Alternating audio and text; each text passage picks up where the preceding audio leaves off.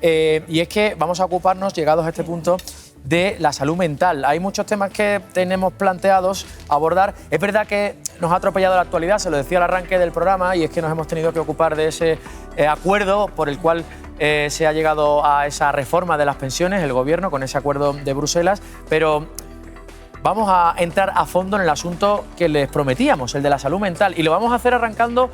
Tiene muchas aristas este tema, obviamente, pero por una cuestión preocupante, la del acoso escolar. Y hay datos, como digo, bastante preocupantes. Sí, además déjame que te lea cómo empezaba una carta de una niña de 9 años en un colegio público. Decía, soy tonta, estúpida, tonta y tonta, estúpida. En el colegio me decían que era gorda. A veces me pegaban o me rompían cosas. Era una niña de 9 años de un colegio público de Oviedo, pero es solamente un pequeño ejemplo. Esto que van a ver ahora es de un niño, tenía 13 años cuando pasaba esto. Escúchame, ahora mismo, ¿sabes lo que tenemos que hacer? Arrodillarse y ahora coger y meterle una patada ahí. ¡Pum! Pero escúchame, que se caiga solo. ¡Zas! Y ahí también tienes una... ¡Pum! Así, te lo juro, que llores. Vale, pues ahora levanta y un cantazo a la boca. Para, Imar, ya está. Esto sucedía mientras tanto en Jaén con el ya conocido modus operandi del abusón. Uno golpea, otro graba y hay un montón de imbéciles que ríen. Y este es el caso más reciente. Porque es un caso en el que además se mezcla acoso, transfobia, ya que una de las niñas había pedido que fuera tratada como un chico. Y esto provocó mofas de algunos de los compañeros. Los datos son estos. 1 de cada 4 niños en edad escolar sufre acoso. El peor curso, al parecer, es tercero de primaria, con un 13% de estudiantes afectados. Pues esos son los datos. Las cifras, desde luego, son estremecedoras. Y aquí tenemos esta noche gente, casos como el de Anarce. Buenas noches. Muy buenas noches. Tú has sufrido acoso en el colegio. Lo que pasa que, mira, si me permites, vamos a empezar viendo la siguiente secuencia, porque tú te dedicas a la música, y iba a decir que has transformado todo ese sufrimiento en algo tan duro, pero creo que tan útil también, seguro, para mucha gente, como esto que vamos a ver. Querida mamá, te escribo porque ya no aguanto más. Sé que mañana tengo clase, pero ya no me verán ni aunque si lees esto. Sé que tú ya lo sabrás. Quiero contarte esta historia antes de ponerle un final, verás. Todo comenzó con miradas por el pasillo. Yo sé que soy diferente, pero me llaman pardillo. Para ellos es una broma, yo por dentro grito y chillo, pues cada una de sus risas me duelen como cuchillos. Y yo ya no sé qué hacer, juro que intento ser fuerte. Perdido a mis amigos, temen correr la misma suerte. Me robaron material y probé a ser valiente, y he acabado en el suelo con una herida en la frente. La canción y esa letra describe precisamente tu caso, lo que has sufrido, ¿no?, durante mucho tiempo en el cole. Yo empecé a sufrir bullying con 12 años, cuando me cambié de colegio, al cambiarme de municipio. Y lo triste de todo esto es que ese bullying duró hasta los 16 años y yo con 14 años, en un pico de estrés, de depresión, de ansiedad por todo este bullying, decidí escribir una carta a mi madre diciéndole que no aguantaba más, que me quería quitar la vida y que al día siguiente no me verían en el colegio. Y de hecho la canción es esa carta que yo escribí con 14 años, rehecha ahora para intentar ayudar a todos los jóvenes que se encuentran en la situación en la que yo me encontré. ¿Cómo se sale de ahí, de esa situación, de esa sensación, de ese agujero? Sin duda, hablándolo. Es algo que yo no hice. Yo tenía miedo a hablar. Tenía miedo de que mi madre sintiera que yo era una decepción, que yo era un pringado y que no me viera con buenos ojos y sintiese eso, que yo no valía para nada. Y eso me martirizase aún más a mí. Y yo me equivoqué muchísimo haciendo eso, y he de decirlo. La solución para todo este tipo de problemas, sin duda, es hablarlo con tu madre, con tu padre, con cualquier adulto que tenga cerca, con un profesor, con un amigo o con quien sea. Solo hablándolo se puede salir adelante, y considero que dar este mensaje es vital. Le voy a preguntar a una madre. Sandra, buenas noches. Hola, buenas noches. Sandra, tu hija sufrió también acoso escolar, bullying. Sí. Decía una cosa interesante, Anarce, ¿no?, que apoyarte en un adulto, en este caso hablarlo con tu madre, con tu padre, con quien tengas más cerca. ¿Estás de acuerdo con él? Sí, estoy de acuerdo con él. Lo que pasa que la realidad, yo en mi caso, mi hija no habló conmigo para nada, y y me fui enterando por madres del colegio que sus hijos se lo contaban, lo que le estaban haciendo a mi hija. Y luego me he enterado en la sentencia que ha sido a nuestro favor, una sentencia firme, y me he enterado de más cosas que le hacían. Y es el día de hoy que tiene 15 años y todavía me dice que no sé todo lo que le han hecho. A día de hoy todavía tiene secuelas. ¿Qué edad tiene? 15 años. Tu historia es estremecedora, la de tu hija. La conocíamos en el diario.es, por cierto, los compañeros del diario.es la publicaban, y a mí me sorprende, y es algo que quiero preguntaros también a los expertos que están aquí esta noche, el papel del centro, el papel del colegio. ¿Colaboraron, detectaron y trataron correcta y convenientemente el asunto? No, para nada. Yo hablé varias veces tanto con la tutora, con el orientador y lo que es la jefa de estudios, entonces siempre me lo han negado, siempre me han dicho que era cosa de niños, que no pasaba nada. En la primera reunión lo primero que hacen es al día siguiente los niños que jugaban con mi hija, decirles que no jugaran con ella, que no hablaran con ella, que si la veían enfadada que la dejaran, o sea, aislarla más. Yo vuelvo a hablar con el colegio y me dicen que eso es cosa que lo han entendido mal los niños, pero que no se les ha dicho eso a la tutora.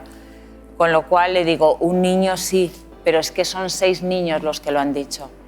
Mi hija ha recibido insultos continuos.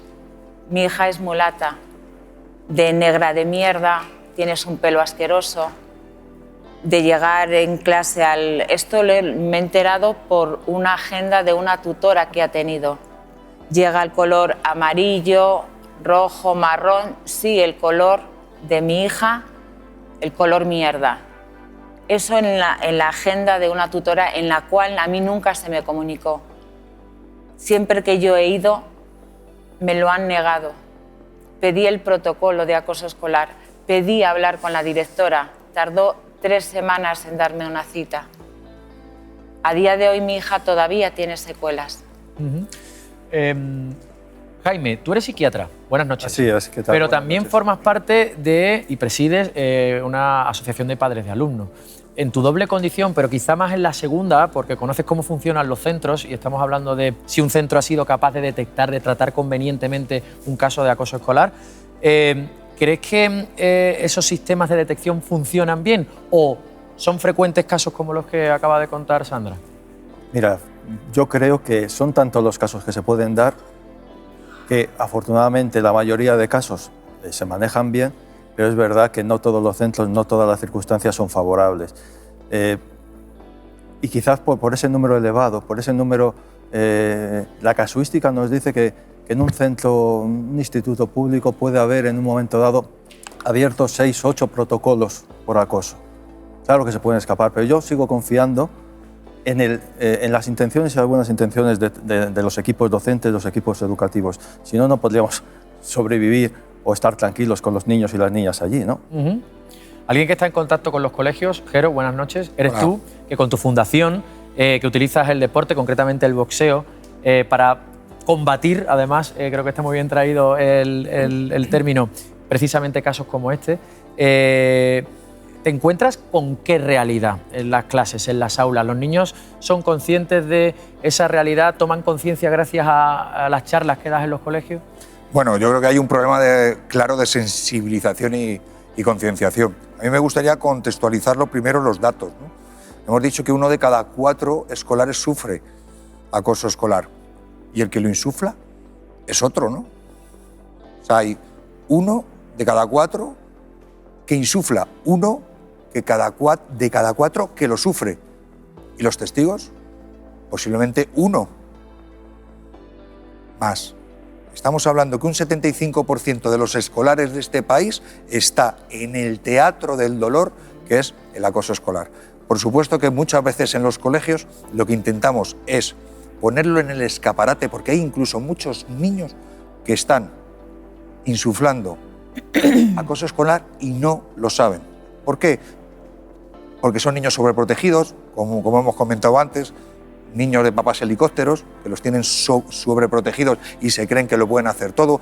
Pueden ser niños que el modus operandi que tienen en sus hogares sea el propio maltrato. o, desgraciadamente, problemas de salud mental. Un niño, por ejemplo, desbaratado con un TDAH desmesurado, pues se tiene que reafirmar a través de la violencia y a lo mejor lo puede hacer insuflando acoso escolar a otros, ¿no? Me parece muy interesante esto que apunta Jero. Sofi, buenas noches. Tú eres psicóloga infantil. Sí. ¿Detectas esas actitudes, eso de insuflar el acoso? Es decir, no ser el protagonista, no ser quién está acosando, pero sí ser testigo y no hacer nada, quizá porque le faltan las herramientas suficientes para identificarlo. Claro, en el acoso hablamos siempre, por supuesto, de la víctima, hablamos del agresor o los agresores, pero los más importantes son todos los demás. Es decir, el que puede dar un paso para frenarlo, un paso adelante, es el compañero, es el grupo. Ellos son los que tienen en su mano el poder de poder frenar las cosas. Y muchas veces nos sucede, ¿no? Decíamos hace un momento, pedir ayuda. O sea, los chavales saben lo que está pasando en un aula. Podemos creer que un profesor no lo sepa, podemos creer que a lo mejor el director no se haya enterado todavía. Bueno, pero antes de que se enteren los de arriba, sí, siempre los compañeros saben lo que está pasando, con lo cual son los que tienen la clave y a quienes tenemos que empoderar para tener claro que no es lo mismo chivarse que pedir ayuda, ¿no? Que es esto que a veces les preocupa tanto. Exacto. Perdón. Sí, Sandra. Quería hacer un comentario a raíz de lo que ha dicho Jero. Yo, por ejemplo, mi hija también yo veía que tenía dificultades a la hora de los estudios, a la hora de leer, a la hora de retener materia. Y bueno, incluso el tutor me dijo de hacerle unas pruebas por si tenía TDAH o dislexia. El mismo equipo de orientación se lo hacen y me lo niegan. Me dicen que no lo tiene. Pasa otro año y vemos que sigue teniendo la niña dificultad para leer, para ciertas cosas. Se le vuelve a hacer en el mismo colegio el test de dislexia y me lo vuelven a negar. Cuando yo la cambio de colegio, mi hija tiene TDAH, tiene dislexia y tiene trastorno adaptativo mixto, con lo cual una discapacidad de un 41%. Yo lo he demandado, es otra demanda que tengo con el colegio y lo tengo elevado al Supremo, porque no lo consideran.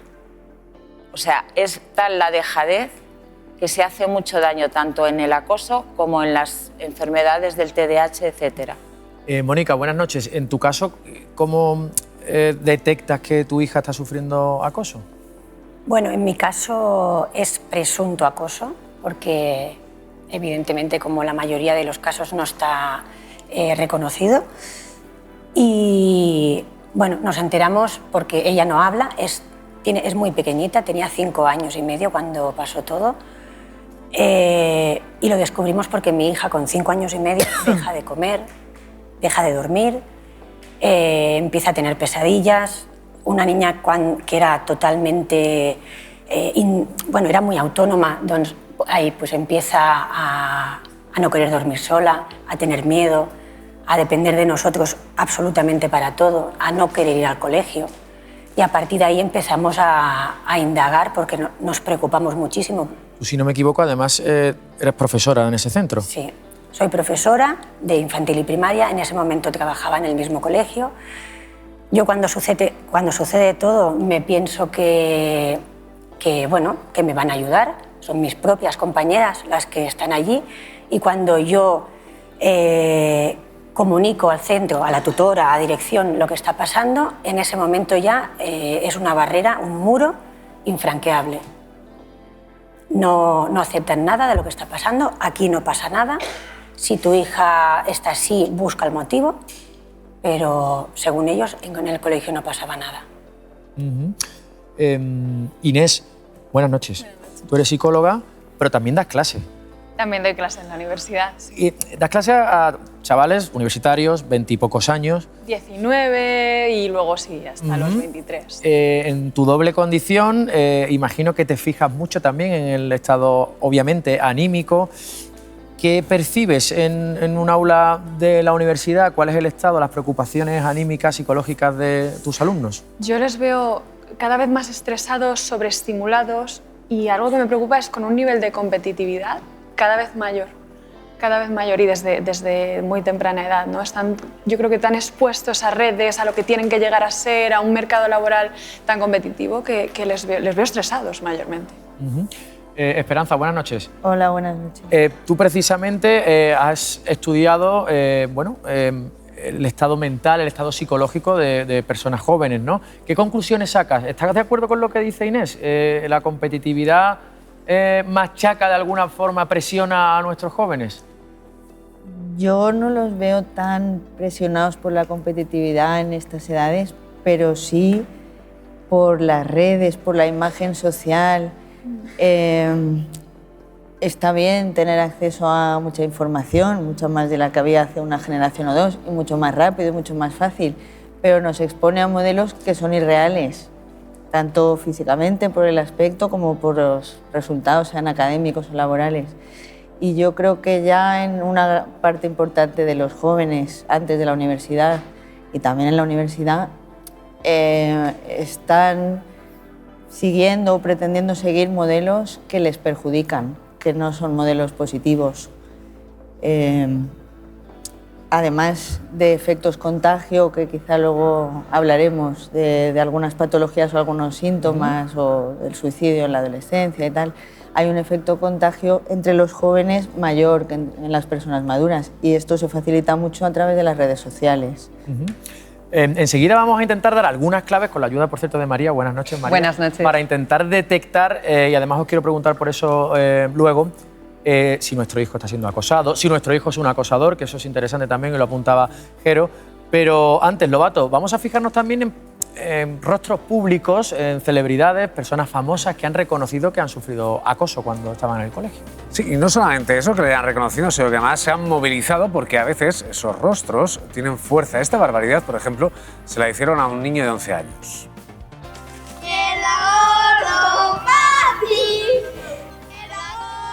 Y esta vez tuvo respuesta, subió el vídeo su hermano cuando vio que llegaba a casa llorando, diciendo que la vida pues que es una mierda, que no quería vivir más. Y esta vez sí, esta vez hubo voces que salieron a arropar a Ethan. No fueron sus compañeros, pero fueron gente en las redes sociales que alguna vez hacen cosas como esta. Hola Ethan, crack, ¿cómo estás? Muchas felicidades, disfruta mucho de tu día. Hola Ethan, a mí se me hace mucha ilusión felicitarte. Me encantaría también conocerte en persona. Hola Ethan, te deseo un feliz cumple, disfruta que la vida es bonita. Hola Ethan, muchísimas felicidades, disfruta de tu día y no dejes nunca que nada ni nadie te lo amargue. Fueron muchas voces En clase porque... y fuera todos somos diferentes desde la igualdad. Fueron muchas voces las que en ese momento participaron, pero también otras tantas que se han unido a estas campañas, que algunas veces han hablado en primera persona sobre el acoso, porque ellos, las caras más conocidas, también lo han sufrido. Yo llegué a tocar fondo y convertirme en algo muy oscuro.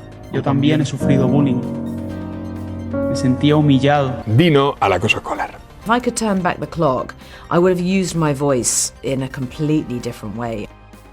Y muchos otros porque, aunque algunos lo han contado, ya lo habéis visto, muchos otros todavía tampoco. Alicia, buenas noches. Tú eres psicóloga y además tienes una importante presencia en redes sociales. Incluso haces terapias online, tú y tu equipo de psicólogas. ¿Qué te encuentras? Me refiero sobre todo a chicos jóvenes, personas en edad escolar. ¿Cuáles son sus preocupaciones? ¿Qué percibes de ellos?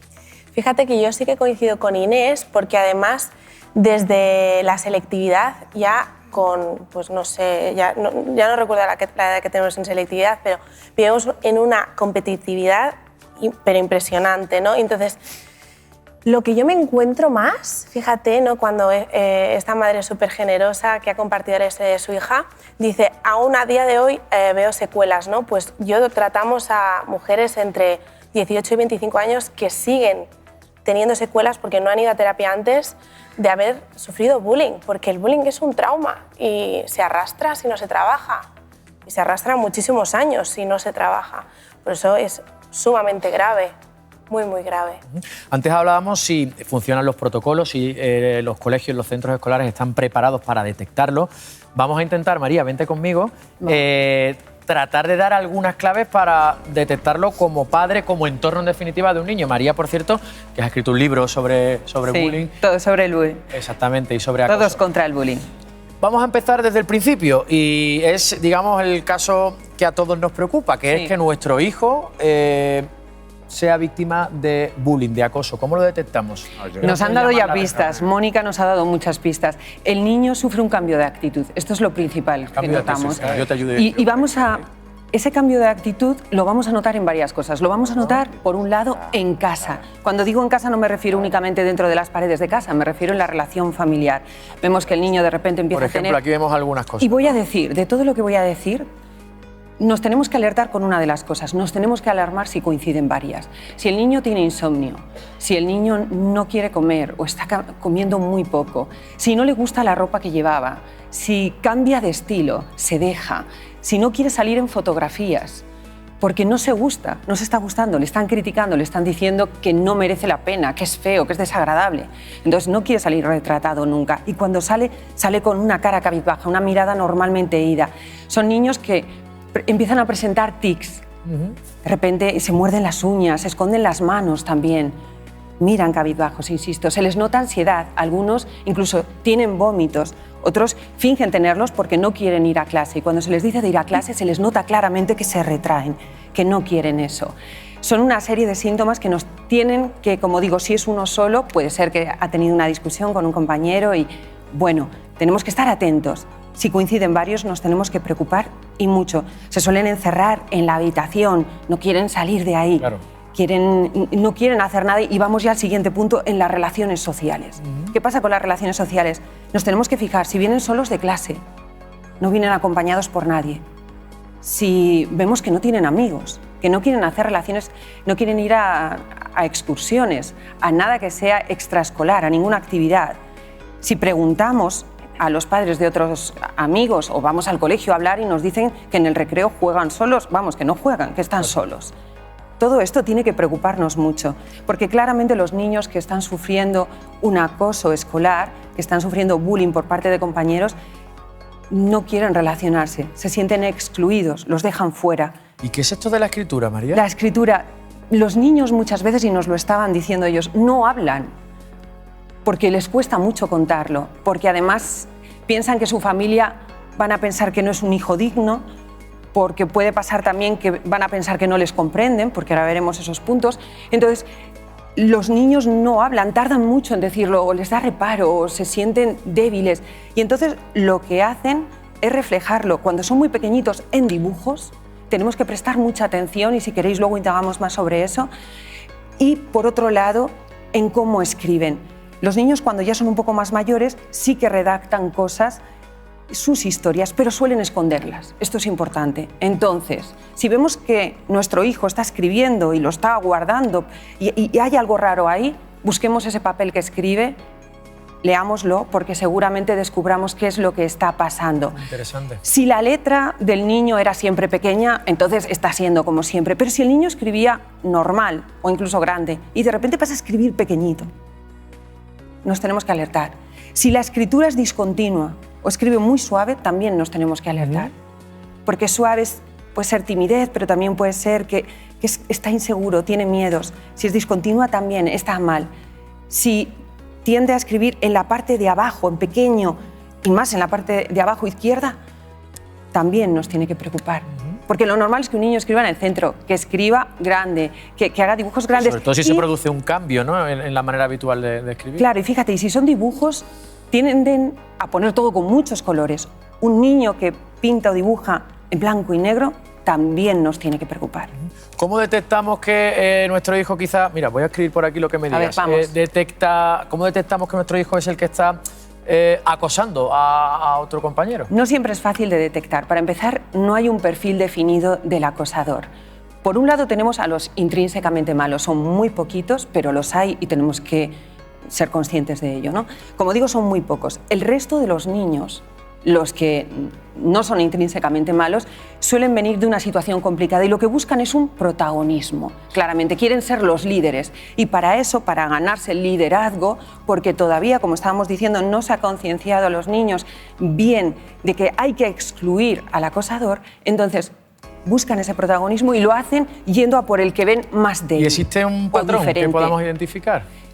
Dentro de estos niños suelen pasar dos escenarios. Por un lado, o son niños que vienen de una familia en la que hay violencia, puede haber violencia física, adicciones dentro de la familia, que se les insulta a los niños, que se gritan entre ellos, que al niño incluso se le ignora, y eso lo podemos considerar una violencia, ¿no? Por ignorarlo, por decirle quítate de en medio, no hacerle caso.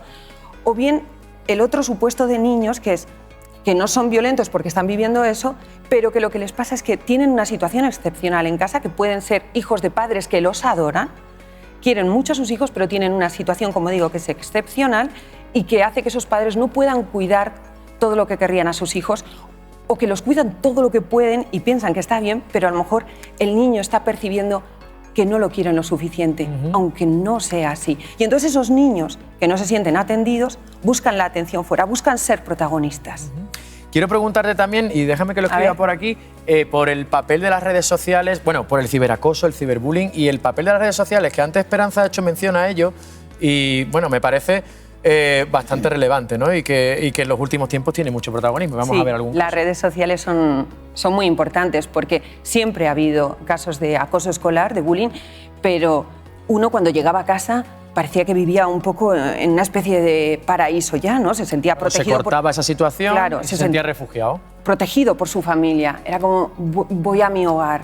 Y de repente cambiaba de ciudad y en esa otra ciudad nadie sabía nada. O cambiaba de colegio, o se iba de vacaciones en verano y había sufrido bullying durante el invierno, pero en verano no pasaba nada. Bueno, ahora con Internet lo que ocurre es que todo coge una dimensión increíble. Ese niño no tiene escapatoria. Si cambia de colegio, en el nuevo colegio, en las redes sociales van a ver que le estaban acosando, con lo cual va a ser objeto de acoso.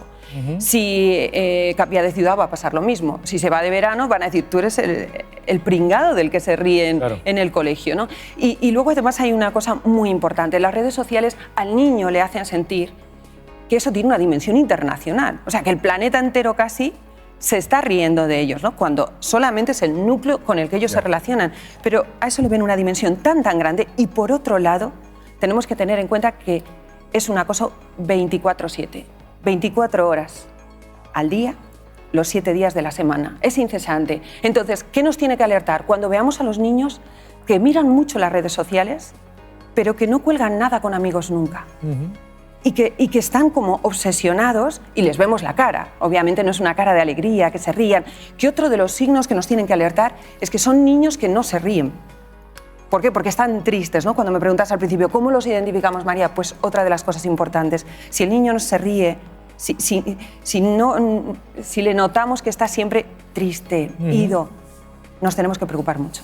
Y si te parece, vamos a volver al sitio. Quería preguntaros sobre este asunto último, sobre el de las redes sociales. ¿Qué papel tienen? Jero, ¿qué te encuentras tú en esas visitas a los colegios, en esos contactos que tienes con menores? Bueno, yo siempre digo que las redes sociales son la próloga del bullying, ¿no? El ciberbullying no deja de ser dilatar ese momento, ¿no? Pero bueno, lo que no quiero es tampoco criminalizar lo que son las redes sociales. Las redes sociales, el problema es su mal uso. ¿Y por qué las redes sociales se usan mal? ¿Por una falta de formación en los niños? Pues no, una falta de formación en los padres. Si los padres no saben manejar las redes sociales, pues lógicamente los niños estarán mal criados en las redes sociales. Al margen de todo, me gustaría decir que las redes sociales juegan también un papel bueno. Dentro de todo esto malo que tienen una cosa muy buena y es que dejan prueba. Están dejando prueba, entonces todos estos casos que decimos, ahora me cuesta demostrar que a mi hijo le estaban haciendo bullying. Cuando hay ciberbullying, no cuesta, porque lo tenemos ahí demostrado. Carla, buenas noches. ¿Asentías cuando hablaba Jero de las redes sociales y estábamos hablando del ciberbullying, ciberacoso? Buenas noches. Sí, asentía porque creo que se suele criminalizar mucho el mundo de las redes sociales cuando precisamente yo tengo la perspectiva que sobre todo desde el mundo de los adultos se suele decir que el foco principal del bullying ya son las redes sociales porque nos comparamos, porque son un lugar tóxico. Eso no es así, o sea, sí que es cierto que existe un mundo tóxico, pero también sirve de liberación para muchísima gente joven donde puede expresarse libremente porque en su colegio le están haciendo el vacío o, por ejemplo, estar viendo que las conductas que están sufriendo no son aisladas, sino que hay muchísima gente joven que la estamos viviendo y que por lo tanto podemos hacer piña. O sea, yo también quiero dar el mensaje de no criminalizar algo que tal vez hay un desconocimiento por parte de la gente adulta y que también escuchemos a la gente joven y cómo nos sentimos en redes sociales. ¿Tú has tenido depresión? No sé cómo estás ahora, ¿cómo te encuentras antes Bien, de nada? ya tengo el alta y estoy bien, feliz. ¿Sí? Me alegro mucho. No sé si a ti te han ayudado, porque eres muy activa, súper activa en redes sociales, las redes precisamente para superar de alguna manera tu situación.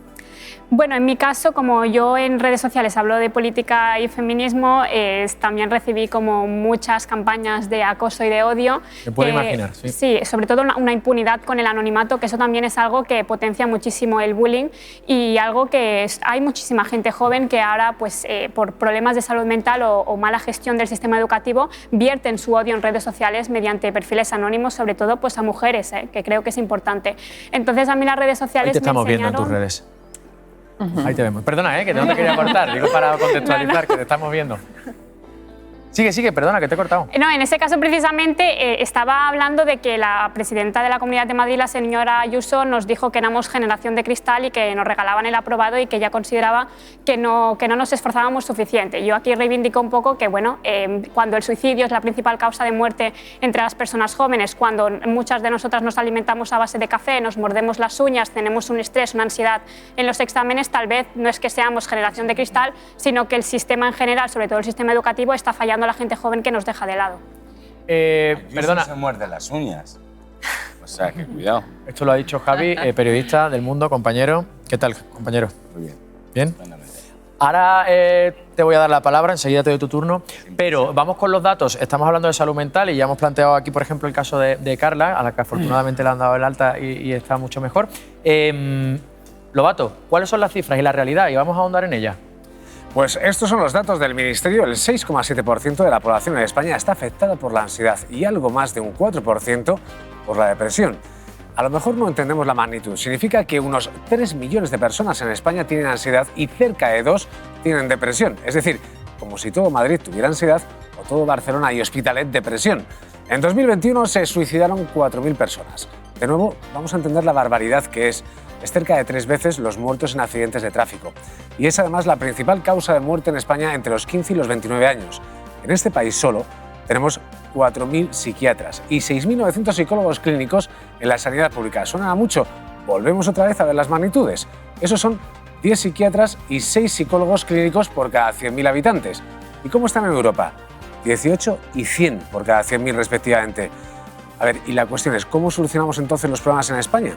Bueno, pues nos decimos que automedicándonos, 5 millones de personas en España toman psicofármacos en nuestro país y evidentemente la mayoría no están recetados. Laura, buenas noches. Corrígeme si me equivoco, pero fuiste diagnosticada de ansiedad con 11 años. Básicamente mi primer diagnóstico fue ansiedad, sí. Lo que pasa es que luego se le fueron sumando otros cuantos como depresión, TCAs, hasta que finalmente dieron con mi diagnóstico principal, que es el trastorno límite de la personalidad, el cual no te pueden diagnosticar hasta que no tienes cumplida la mayoría de edad, puesto que no se desarrolla completamente, digamos, hasta que tu personalidad no se ha visto en completa evolución. Pero sí. ¿Cómo te encuentras ahora, antes de nada? Bueno, pues actualmente muchísimo mejor que unos meses atrás. Es bastante curioso cómo he mejorado y evolucionado en un periodo realmente corto de tiempo, porque bueno, me dieron el alta en noviembre de un hospital de día en el que estaba ingresada y ingresada parcialmente, por así decirlo. Hacía terapia todos los días. De hecho, tuve que dejar la universidad durante 2 años porque no podía hacer otra cosa y nada, pero me han dado el alta, entonces me encuentro bastante mejor. Pero claro, llevo mucha terapia de por medio. Quiero decir, a los 11 años comencé a ir a psicólogos. ¿Terapia en el sistema público de salud o en el sanidad privada? Pues he ido cambiando, por así decirlo. Sí que es cierto que cuando me diagnosticaron con ansiedad y principios de depresión, acudí a un psicólogo privado y luego cuando pasó el tiempo y me diagnosticaron con un TCA, fui a la Seguridad Social. Lo que pasa es que como que me dieron el alta y tal, pero no se acabó de curar del todo, por así decirlo. Entonces cuando empecé a mostrar síntomas más graves o la enfermedad en su mayor esplendor, por así decirlo, que fue a partir de los 19, 20 años, ahí tuve que ponerme en manos de psiquiatras y psicólogos privados porque la magnitud era demasiado elevada como para que me dieran cita en 3 meses. Y te hacía esa pregunta y le pregunto a la psiquiatra que trabaja en el sistema público de salud, ¿está el sistema público de salud preparado, aunque ya me imagino la respuesta, para realidades como la de ella y como la de casos como los que tenemos aquí? Te imaginas tú la respuesta y nos la podemos imaginar todos y todas. Yo creo que hay un servicio público de salud mental que prioriza, y los datos están ahí, la atención psiquiátrica sobre la psicológica, la atención de adultos sobre la infanto-juvenil y con unos resultados finalmente que son poco deseables. Yo, igual que los compañeros, compañeras con los que trabajo, nos tiramos de los pelos cada vez que intentamos llegar más allá y no podemos, porque el flujo de pacientes que llegan a salud mental en lo público es un constante que no permite nada más allá de poder ver a los pacientes cada X meses y un ratito, lo cual para hacer un tratamiento psicológico, pues ríete tú cuando al final hay una necesidad de hacer un tratamiento intensivo diario en muchos casos. Nosotros estamos desesperanzados porque también somos los profesionales de la conciencia de lo que pasa, los primeros que reclamamos más apoyos y no encontramos ninguno. Salía el subtítulo de en la sanidad pública madrileña estuve 3 meses esperando a que me atendiese el psiquiatra, ¿verdad? Fue el psiquiatra. Si hubiese pedido un psicólogo, hubiese necesitado un psicólogo, posiblemente la cuenta sería por semestres en vez de por meses. Pues les pregunto a las psicólogas que las tres están asintiendo. Alicia. Sí, es verdad. O sea, ahora mismo yo creo que la salud mental, o bueno, poder ir al psicólogo es un lujazo. A veces vienen personas a nuestra consulta que me dicen, es que Alicia, llevo 7 meses, llevo 1 año esperando la llamada del psicólogo que me dijeron desde el centro de atención primaria que me iban a llamar. Entonces, claro, es muy frustrante tanto para la persona que tiene que pagarse un psicólogo privado como para el psicólogo que está en lo privado, que tampoco tiene muchas posibilidades de acceder a una plaza pública porque hay muy pocas plazas PIR, y que también tiene como el sentimiento de culpa a veces de decir, tengo una tarifa muy alta, pero a la vez tengo que subsistir en este país. Es mi profesión y tengo que Sí. vivir de esto, claro. Sí. Sofía. Sí, no, en la misma línea. Es decir, el problema que tenemos es que a veces llegan familias que dicen, bueno, he pedido cita por la Seguridad Social, estoy esperando que me deriven, mientras tanto, bueno, vengo, ¿no?, a empezar terapia aquí, a ver qué pasa. Y muchísimos son los pacientes a los que acabamos dando el alta antes de que realmente empiecen un tratamiento en la sanidad pública. Entonces, los que se lo pueden permitir, bueno, pues qué suerte que se lo pueden permitir, pero no debería ser así. Y lo que dices de las plazas PIR, el problema es que en España cada año hay menos de 200 personas que se pueden formar para ser psicólogos clínicos y trabajar en la sanidad pública. Lo que quiere decir es que la población española todos los años, con suerte, conseguimos que 200 personas se incorporen al sistema, sin contar los que se jubilan. Y eso es lo que tenemos para atender. Sí, efectivamente, el problema que estamos comentando es estructural, o sea, no es del año pasado o no se debe a la pandemia, empeoró durante la pandemia, pero es un tema estructural. Los datos que ha comentado tu compañero, comparados con Europa, es así. En el número de psiquiatras estamos un poco por debajo, deberíamos estar mejor, pero en el número de psicólogos clínicos estamos a años luz, y eso no se arregla fácil, efectivamente.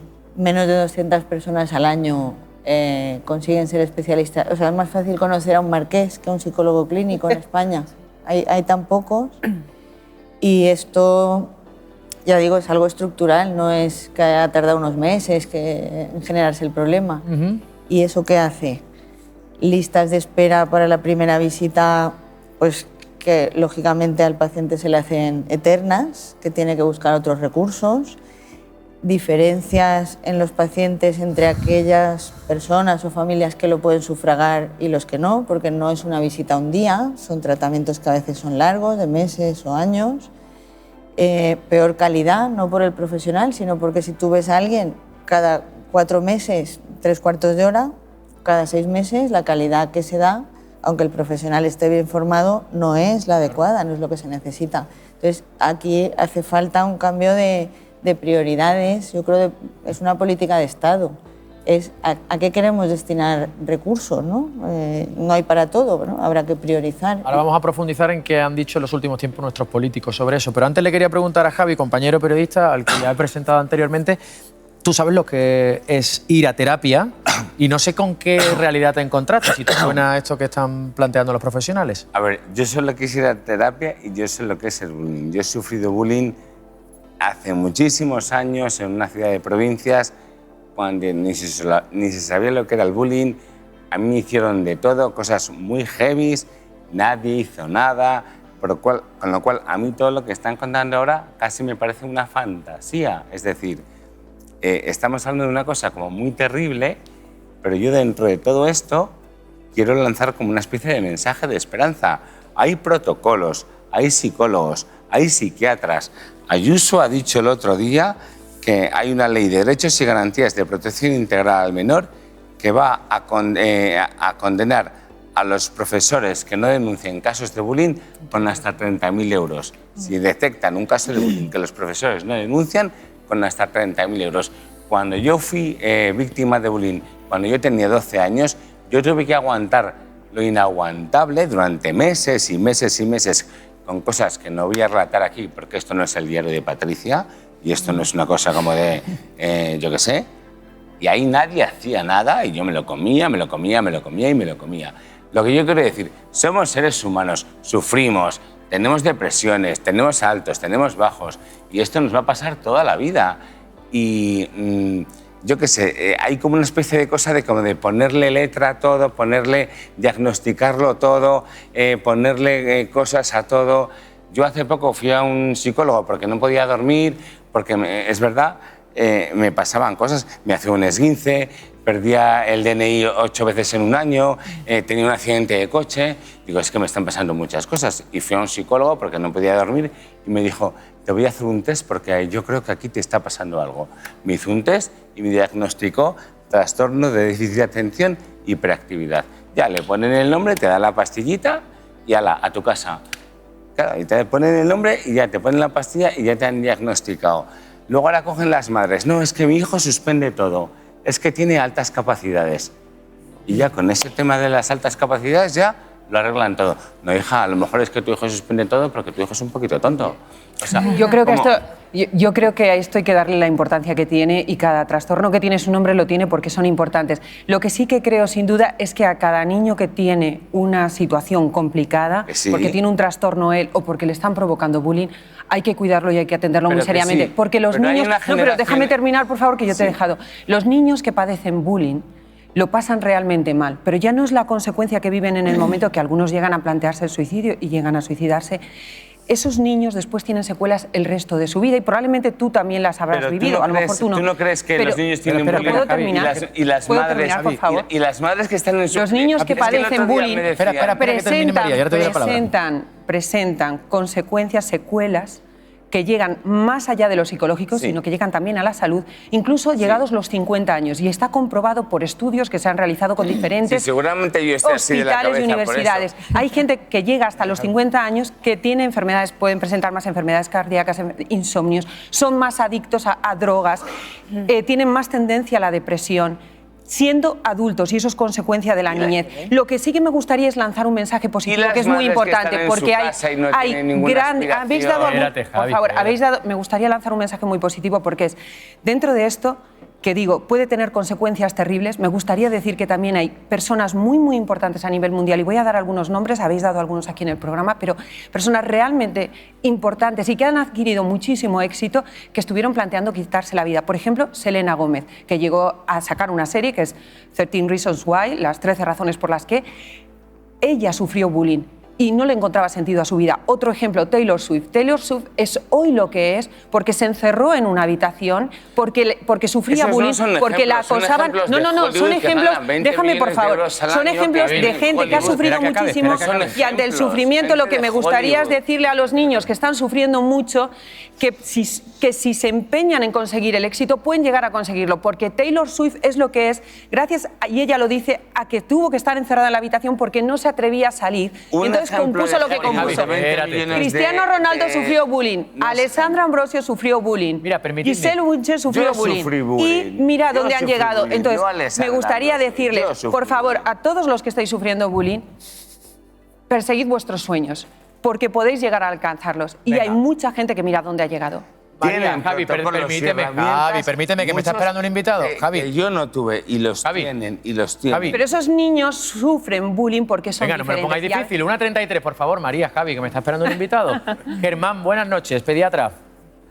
Buenas noches, ¿cómo están? Voy a intentar retomar, gracias por la espera, sé que es tarde, Germán, el asunto que estábamos tratando y es el de si bueno, la sanidad pública está preparada para esta realidad que cada vez afecta a más jóvenes y en el caso, Germán, a lo que usted se dedica, a niños directamente.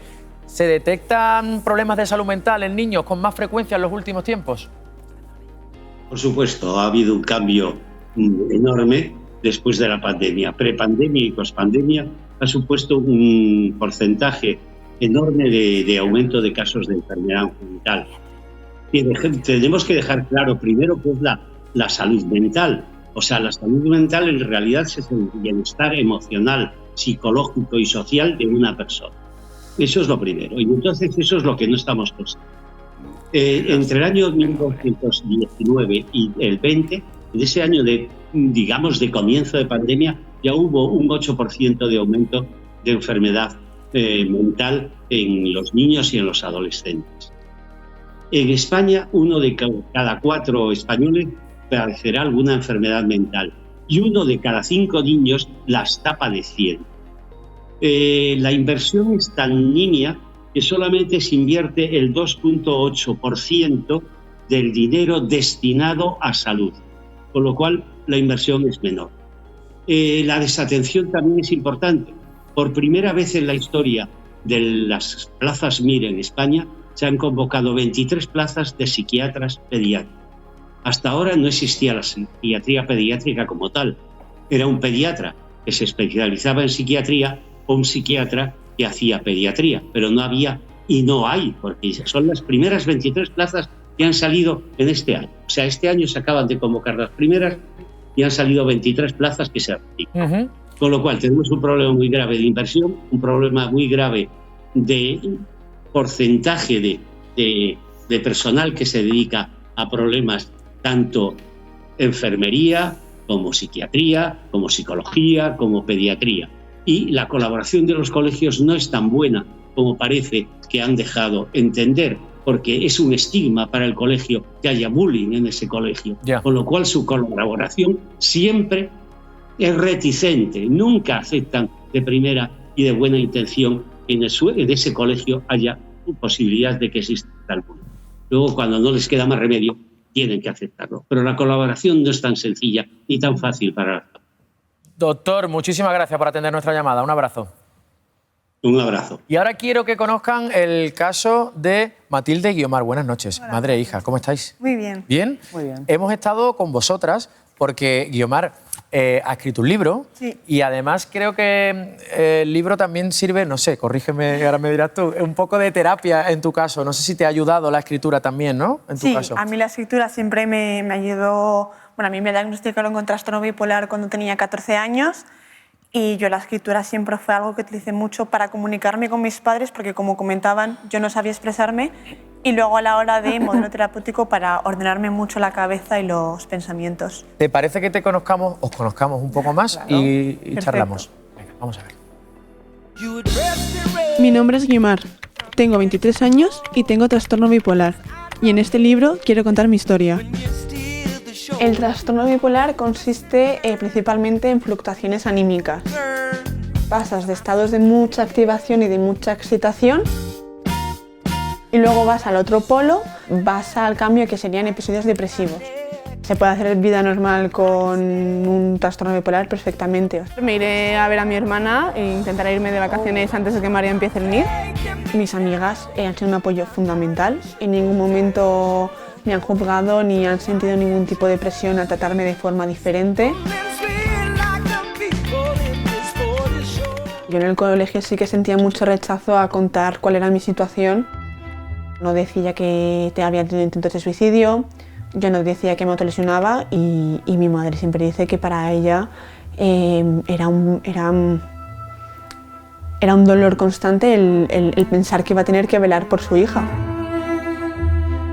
No te explicas qué es lo que está pasando, ni sabes por qué puede ser, ni tienes idea de cómo ayudar.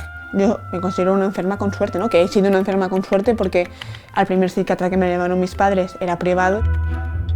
Debería haber un acceso más fácil, eso implica aumentar plazas PIR para residentes para ejercer en la pública. Mi enfermedad no me define. Guiomar, lo estás consiguiendo. Fin.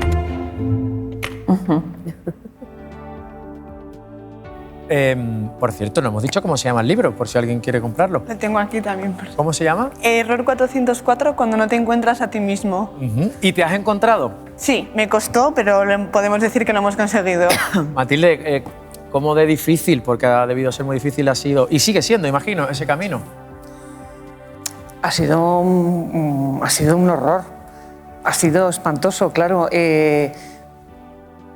Ningún padre ni madre está preparado para que su hijo tenga pulsión de muerte y deseos de morirse antes que él.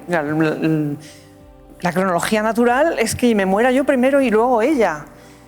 Y adaptarte a su enfermedad y verla cómo se ha recuperado y estar con ella en los ingresos hospitalarios en la medida de lo posible y ver la evolución de su enfermedad ha sido el premio después de todo el sufrimiento. Bueno, yo creo que os he conocido hoy, pero yo creo que se le ve en la cara a Guiomar, ¿no? Está feliz. Sí, estoy muy bien. La verdad es que tengo la suerte de decir que he podido reconstruir mi vida y crear una versión de mí misma de la que estoy muy orgullosa y muy feliz de poder vivir. Aquí lo que a mí me hace reflexionar y me preocupa es que vosotros, y lo decías tú ahí en el vídeo, ¿no? Has tenido la suerte de tener la compañía durante todo este viaje tan horrible de tu madre, has tenido la oportunidad también de contar pues, con especialistas privados, pero hay mucha gente que no tiene esa suerte, ¿verdad? Es una realidad. Es lo que comentaban antes los compañeros, que hay muy pocas plazas PIR. Yo, por ejemplo, estudié psicología y en ningún momento me replanteé opositar porque me parecía inviable. Y luego, pues también lo que comentaba, ¿no? es una problemática que se sabe que existe, que si tienes el recurso para pagarte a un psicólogo por lo privado, adelante, pero si no, ¿qué haces? Pero hay que decir que el tratamiento, los ingresos fueron en el Hospital Gregorio Marañón. Estamos muy, muy agradecidos a la sanidad pública, al personal del Gregorio Marañón, a su psiquiatra, que a día de hoy la trata todavía, y hay que romper una lanza, denunciar que hace falta mucho, pero... Sí, es de lo que se trata, ¿no? Intentar concienciar de que hace falta mucho más, ¿no? Hace falta mucho más, pero los que hay... Pero que lo que se hace bien, por lo menos. Se hace fenomenal. Sí, por supuesto. Sí. Laura. A mí me gustaría poder añadir, porque creo que es algo que poca gente conoce y que es importante saber. En mi caso, por ejemplo, yo requería un hospital de día, una terapia mucho más intensa, y creo que es de vital importancia saber que por el seguro escolar que cada estudiante paga cada año, ese 1,2 que tú pagas, ya sea de colegio, de universidad o de grado superior o medio, tienes 2 años de acceso a, por ejemplo, hospitales de día que te cubren una gran parte del coste. Y eso, por ejemplo, a mí en mi primer hospital de día me cubría el 75% de los gastos. Y es una medida que creo que es muy buena y que muy poca gente conoce. Sí. Sí. Patricia, ¿qué tal? Buenas noches. Buenas noches. ¿Cómo estás? Muy bien. ¿Bien? Sí, la verdad. Tienes 18 años. Sí. Y me dices que estás bien ahora, pero ¿cómo han sido estos últimos años? Bueno, estos últimos años han sido mucho más complicados. La verdad, todo está plasmado en Internet, porque los he vivido de cara al público y han sido años con sus altos y con sus bajos. Llevo desde los 14 años yendo a terapia. He pasado por varios trastornos de la conducta alimentaria porque al final es muy fácil derivar de uno a otro. Debido al trastorno de la conducta alimentaria también me diagnosticaron depresión y he tenido varios ingresos, pero la verdad es que tuve que hacer un parón total de mi vida y dedicarme plenamente a mejorar mentalmente y ahora puedo decir que estoy muchísimo mejor. Decías que lo cuentas en redes sociales. Si te parece, vamos a ver un poco y lo comentamos, ¿vale?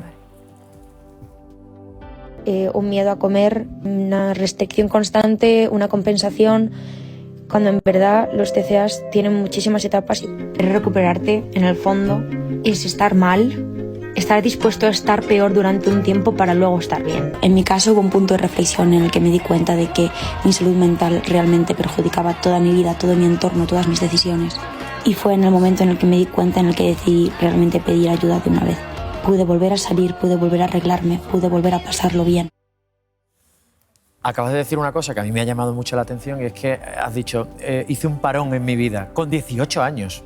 Plantearte hacer un parón con 18 años no deja de sorprenderme, ¿no? Sí, tuve que dejar los estudios, entonces me estaba tomando las redes sociales muy en serio porque me estaba yendo muy bien y tuve que dejarlo todo durante 2 meses. Nadie me vio el pelo en ningún momento y decidí volver cuando yo estuviera lista a volver y con las medidas que yo viera necesarias. Si tenía que tomármelo mucho menos en serio, lo iba a hacer. Sofía, que me pedías la palabra antes. Sí, bueno, yo antes quería apuntillar el tema del seguro escolar, que es fundamental, que acabas de comentar, y también para la terapia ambulatoria, es decir, que para la terapia normal y corriente, digamos, que conocemos todos, también hay ese reembolso. Y por el otro lado, lo que quería decir es que estábamos diciendo si era importante o no los diagnósticos y demás. Creo que hay que dar una noticia que es muy difícil y es que detrás del 70% de los casos de suicidio en chavales está el acoso escolar y eso no se nos puede olvidar. Pero también creo que hay que dar un mensaje esperanzador, es decir, las cosas se pueden solucionar, las cosas pueden mejorar. Las autolesiones, que no hemos mencionado hoy, son un alivio temporal a un malestar crónico, pero el suicidio, por desgracia, es una solución drástica que muchas veces se da a problemas que sí que tienen solución. Entonces, por favor, que los padres hablen y sobre todo que escuchen a sus hijos. Y los hijos, por favor, hablad con vuestros padres, con vuestros tíos, con vuestros hermanos mayores, pedid ayuda porque la ayuda existe y funciona. Inés. Bueno, yo quiero también remarcar que existen asociaciones, por ejemplo, yo presido desde 2018 una asociación que se llama Necesito Terapia y nosotros nos orientamos fundamentalmente a ofrecer servicios de psicología a personas que no tienen recursos, que no pueden pagar una terapia privada. Entonces, es verdad que ahora mismo tenemos una lista de espera enorme, lo que necesitamos fundamentalmente son psicólogos que nos ayuden a cubrir estas necesidades, pero bueno, yo creo que también existen asociaciones que buscan cubrir estos huecos que deja la Seguridad Social, desgraciadamente. Alicia. A mí me gustaría decir algo y es de cara a la persona que recibe esa demanda de un niño, ¿no? Yo entiendo, da mucho miedo cuando alguien te está diciendo que está teniendo o pensamientos suicidas o que le están acosando, porque la reacción, la sensación en ese momento es, ostras, este niño depende de mí ahora mismo y a veces es una información que abruma tanto que un mecanismo de defensa es miro hacia otro lado, niego. Y solamente quería decir a estas personas que a lo mejor ahora, en un pasado o en un futuro, un niño acuda a ellos, que creo que lo más importante es permanecer, es ser esa persona que se quede a pesar de que le dé miedo, a pesar de que no sepa qué hacer, pero que se quede y que sea un faro. A mí me gustaría lanzar un mensaje a todos los niños que les está pasando algo, bien sea bullying o bien sea que tienen un trastorno, es que hablen, que lo cuenten. Y sobre todo en los casos de bullying hay que atreverse. La palabra sería esa, atrévete. Atrévete y planta cara, porque esta es una clave que no la hemos dado y es fundamental. Si uno planta cara, y sé que es muy difícil porque cuando uno se siente atacado le resulta complicado, pero si uno planta cara, está comprobado que en los casos en los que se planta cara el primer día, casi no se vuelve a reproducir. Pero sobre todo si ven que se está apoderando de ellos el acoso escolar, que lo cuenten a sus padres, a sus amigos, porque contándolo van a recibir ayuda. Y algo fundamental es, por favor, todos los padres inculcar a los niños que hay que educar en que los niños tienen que proteger al acosado y tienen que marginar al acosador. Esto es un método que funciona en Finlandia, se llama Kiva, y llevó al 0% de acoso escolar. ¿Por qué? Porque desde el principio, desde antes de que empiece el curso escolar, se educa a los niños para que dejen el acoso de lado. Y entonces al acosador se le margina. Como decía antes, el acosador busca su éxito, busca ser el líder. Y si lo que se encuentra es con que lo marginan, deja de tener sentido para el acosar, con lo cual el acoso fracasa. Permitidme, me pedís la palabra muchos y muchas, pero es que me está esperando una madre. Sheila, buenas noches. Buenas noches. Sheila, bueno, no vamos a decir precisamente dónde estás porque habéis tenido que cambiar de domicilio varias veces precisamente por el acoso que sufre tu hijo, ¿no? Así es, correcto. La situación ha sido tan complicada que incluso las agresiones han llegado a acabar con lesiones bastante graves, ¿no? Cuéntanos. Sí. Pues hace 3 años que estamos pasando un calvario. En el primer colegio le han hundido el cráneo 3 centímetros, en el cual inspección actúa y me cambia el niño de colegio. En el segundo colegio he conocido de este primer colegio y empieza otro calvario.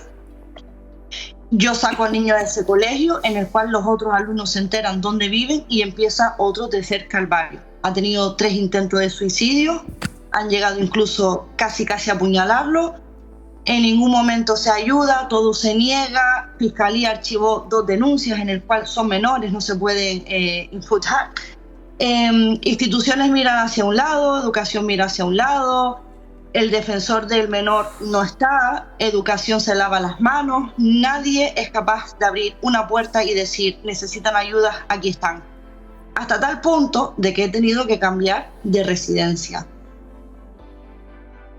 Sheila, me quedo sin tiempo y me sabe muy mal. Te mando un abrazo muy grande, te deseo toda la suerte del mundo y sobre todo te agradezco un montón que hayas esperado hasta esta hora para atendernos. Ojalá podamos hablar pronto con mejores noticias. Un beso muy fuerte. Muchísimas gracias. Un beso muy fuerte, de verdad, gracias. Esperanza. Sí, quería decir respecto al bullying que, claro, la mayoría de países europeos han desarrollado protocolos que fundamentalmente pues, se han de aplicar en el medio escolar, pero desde luego nunca la responsabilidad es de la víctima, porque la víctima acabamos de ver a un chaval, bueno, a la madre del chaval, y no lo hemos visto a él, pero nos hacemos idea de cómo se encuentra, como tantos otros, con distinta sintomatología. Lo último que le puedes pedir es que haga otro esfuerzo. Los sistemas escolares y estatales que han sido más exitosos en Europa son aquellos que mueven la responsabilidad de la denuncia, del dar a conocer, del pedir ayuda a los mayores, no en la víctima, que ya no puede hacer más, ya hace bastante con aguantar, y no en el acosador, que obviamente no está para ayudar a nadie, sino en todo el resto, que es la mayoría, claro, que es lo que estaba diciendo, que es el método testigos pasivos que están consintiendo. El foco de la responsabilidad se tiene que derivar a esa mayoría silenciosa, que hace que cualquier aula o un patio o un baño sea un lugar muy peligroso. Una última frase. La prevención de las violencias no es una opción, es una misión. Pues yo diría que el bienestar emocional es un camino y no un destino, así que disfrútalo día a día o inténtalo día a día. Gracias por la brevedad, no estoy acostumbrado a que los contertulios sean tan breves. Yo les pido brevedad y se pegan 3 minutos hablando. Vamos, los titulares mucho mejor que los explicadores habituales. Así que espero que repitáis. Y no quiero acabar este bloque sin también conocer tu historia, Ramón, porque has venido aquí en calidad de portavoz del Sindicato de Inquilinos, te conocemos muy bien y solemos contar contigo, pero en lo personal tú también lo has pasado muy mal. Lo he pasado muy mal. Yo me crié en una época en la que el bullying te lo hacía el profesor, te lo hacían los compañeros y te lo hacía tu padre en casa. Yo he sufrido maltrato, padre alcohólico. Eso me ha generado muchísimos problemas de ansiedad, muchísimos problemas de depresión, un problema crónico de sueño, que soy incapaz de dormirme antes de las 2 de la mañana y lo cual hace que me levante tarde también. ¿Qué pasa? Que cuando te levantas tarde tienes problemas en el trabajo, te genera un montón de ansiedad. Y al final acabas diciendo, ¿tendré yo la culpa? Caes en lo hondo, en lo más profundo, te quedas sin trabajo, te quedas sin dinero, te quedas sin poder pasar la pensión de tus hijas, te quedas sin poder pagar el alquiler, te quedas, y bueno, porque hay ángeles por ahí. Pero luego ya pues eso, ya trabajando, gastándome muchísimo dinero de mi sueldo, he conseguido pues, estar en un momento de mi vida. A los 50 pude dar el salto, salir del armario y ahora mismo se puede decir que estoy perfecto, aunque tenga muchos frentes abiertos. Bueno, yo me alegro mucho, porque además, como digo, siempre es una alegría verte aquí y me alegro que estés bien y estés recuperado.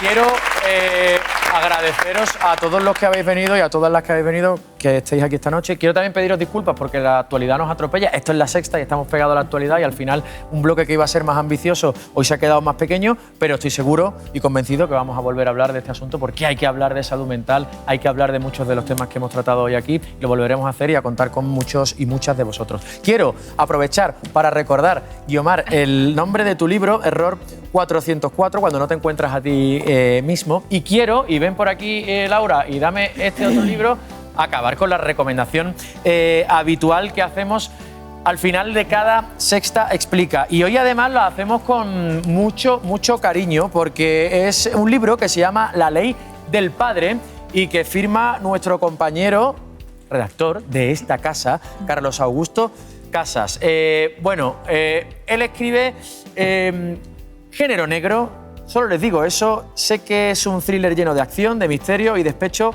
como digo, firmado por uno de los autores más prestigiosos al que estamos viendo ya, que por cierto, hace un tiempecito que no te veo, Carlos Augusto, sé que has estado pachuchillo, pero creo que estás mejor y bueno, que te quería felicitar por el libro, que todavía no lo he leído, pero que estoy seguro hay que leérselo, ¿verdad? Hombre, para eso estamos, muchas gracias. Tengo muchísimas ganas de estar ahí con vosotros, que es verdad que llevo bastante tiempo fastidiado. Esperemos que ya estemos en la recta final. Y nada, el libro ha salido hace 2 días. ¿Qué vamos a encontrar aquí en La Ley del Padre? Bueno, yo creo que lo mejor... hay una frase que incluyo de Dorothy Parker que yo creo que es la que mejor define el libro, ¿no? Dorothy Parker decía que si quieres saber lo que Dios piensa del dinero, solo mira a la gente a la que se lo ha dado, ¿no? Es una historia de una familia rica de Madrid. El patriarca dirige un emporio de comunicación y durante su cumpleaños le envenenan y él sospecha que ha sido uno de sus 4 hijos. Y todo esto, pues, esta investigación, él empieza a investigar cuál de los 4 hijos es el que ha causado este envenenamiento y eso lo que hace es descubrir una serie de secretos que ocultaba esta familia. Pues premisa interesante de la que parte La Ley del Padre. Enhorabuena, compañero. Espero verte prontito. Y nada, que descanses tú, que descansen ustedes. A vosotros y a vosotros también os dejamos descansar porque es la 1:55. Hasta aquí ha llegado el Sexta Explica de esta noche. Les esperamos el próximo sábado. Que tengan buena semana. Gracias por estar ahí. Adiós.